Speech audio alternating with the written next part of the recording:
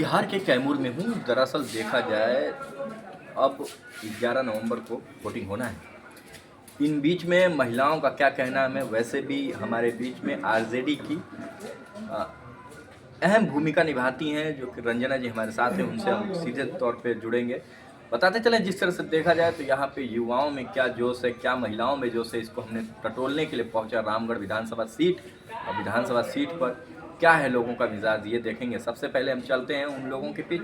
RJD का क्या यहाँ पे भूमिका है, किस तरह से यहाँ पे आरजेडी जब चुनाव लड़ रही है। अजीत सिंह एक नए चेहरे के रूप में सामने आए हुए हैं, लेकिन सुधाकर सिंह से बड़ा नाम जोड़ा जाता है। कैसे देखा जा रहा है इसको? बहुत ही पॉजिटिव है। और देखिए, भगवान मतलब संजोग कहा जाए कि 1 तारीख को 1 नंबर पे हमारा चुनाव चिन्ह लालटेन छाप है अजीत जी का। ठीक है, 11 तारीख को वोटिंग होना है, तो हम लोग बड़ा ही शुभ और अशुभ को मानते हैं। और एक नंबर भी हमको शुभ लगता है और 11 भी, है ना। तो 11 तारीख को वोटिंग होगा और 1 नंबर बनाने के लिए रामगढ़ विधानसभा के हर लोग लग गए हैं। और आज तेजस्वी जी का जन्मदिन है और उपहार स्वरूप वो लोगों ने, पूरे रामगढ़ की विधानसभा ने कहा है, या द्वितीय चरण में के मतदाताओं ने कहा है कि हम लोग अपने नेता के जन्मदिन के उपहार के स्वरूप वोट देकर देंगे, उन्हें मुख्यमंत्री बनाने के स्वरूप में देंगे उपहार। ऐसे में यदि देखा जा सकता है कि पहले चरण का चुनाव हो चुका है, दूसरे चरण की बाकी है। लगभग 122 सीटों पे चुनाव होना है। सबसे पहले अगर बात करते हैं तो आरजेडी को कहाँ देख रहे हैं आप? आरजेडी सबसे ऊपर है। अभी जो प्रथम चरण का चुनाव हुआ, जितने जोश के साथ, जितना एकजुटता के साथ लोगों ने प्रदर्शन किया है ना, उसको देख के द्वितीय चरण के मतदाताओं में उत्साह आ गया है। और वो उनमें ये कंपटीशन आ गया है कि उससे भी बढ़कर हम मतदान करेंगे और महागठबंधन के समर्थन में करेंगे। तो बहुत ही पॉजिटिव वे में एकदम हवा बह चुकी है। एक ऐसी आंधी बही है जो परिवर्तन लाकर ही रहेगी। अच्छा, एक तरफ देखा जा रहा है कि जैसे कि बड़े बड़े स्टार प्रचारक उतर रहे हैं। स्टार प्रचारकों के तौर पे हम उनका नाम नहीं लेना चाहेंगे, लेकिन देखा जा रहा है तो स्टार प्रचारक जनता को भी जुटाना चाहते हैं। और वो जनता, ये भीड़ वोट में तब्दील होगा या नहीं, ये तो आने वाला समय बताएगा, 14 नवंबर बता देगा।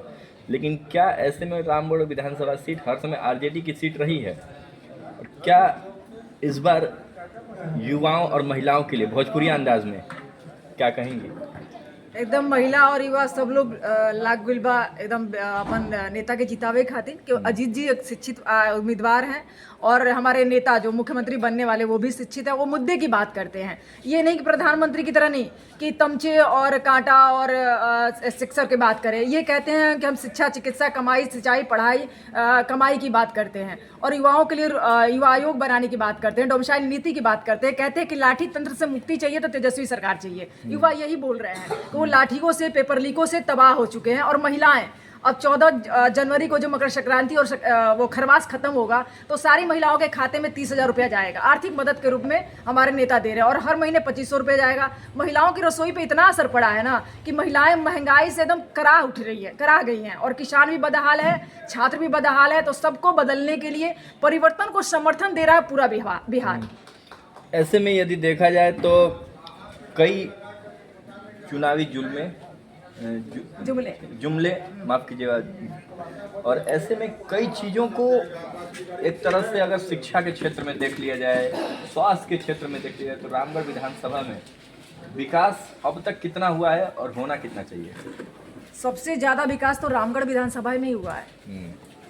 शाहाबाद में अगर सबसे अच्छे विधानसभा में नाम लिया जाता है तो रामगढ़ विधानसभा को लिया जाता है। इसकी देन हमारे माननीय जगता जी हैं, इसकी देन माननीय सुधाकर जी हैं। और अगले कतार में उसी लाइन को लंबा खींचने के लिए अजीत जी आ रहे हैं। तो शिक्षा, चिकित्सा, बच्चों के उज्जवल भविष्य के लिए, महिलाओं के सम्मान के लिए, किसानों के इज्जत और आबरू के लिए, मतलब हर तरह से परफेक्ट रहेंगे अजीत जी। और रामगढ़ विधानसभा एकदम अप पे जाएगा।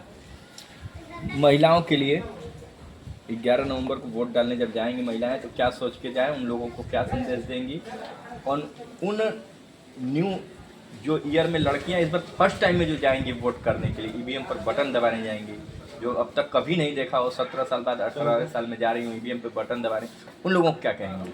मैं अपनी आधी आबादी और बालिकाओं से, जो नई वोटर हैं, और उनसे मैं कहना चाहती हूँ कि एकदम ऊर्जा और उत्साह से जिस तरह से भरे हैं हमारे तेजस्वी जी, उसी उत्साह और ऊर्जा के साथ समर्थन दीजिए और एक नई सरकार लाइए जो बिहार के उज्जवल भविष्य की तरफ बढ़ेगा और बिहार को पिछड़े राज्य की गिनती से बाहर निकालेगा।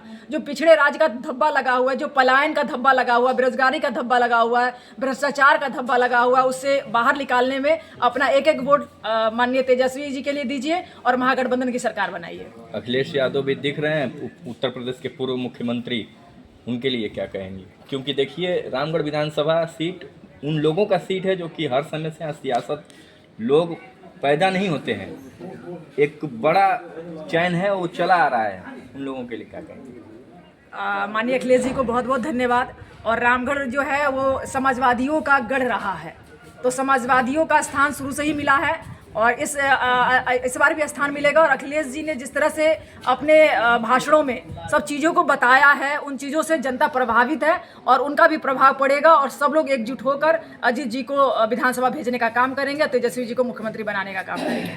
तो यही देखना होगा कि 11 नवंबर को जब लोग ईवीएम पर बटन दबाने जाएंगे तो क्या सोचेंगे, ये चीज़ें सोचने की बातें होंगी। सबसे पहले बताऊं कि जिस तरह से देखा जाए तो सियासी रण में कई चेहरे हैं, लेकिन इस चेहरों का कौन जनता किसको आशीर्वाद देगी ये आने वाला समय यानी 14 नवंबर बताएगा। क्या मैं पर्सनल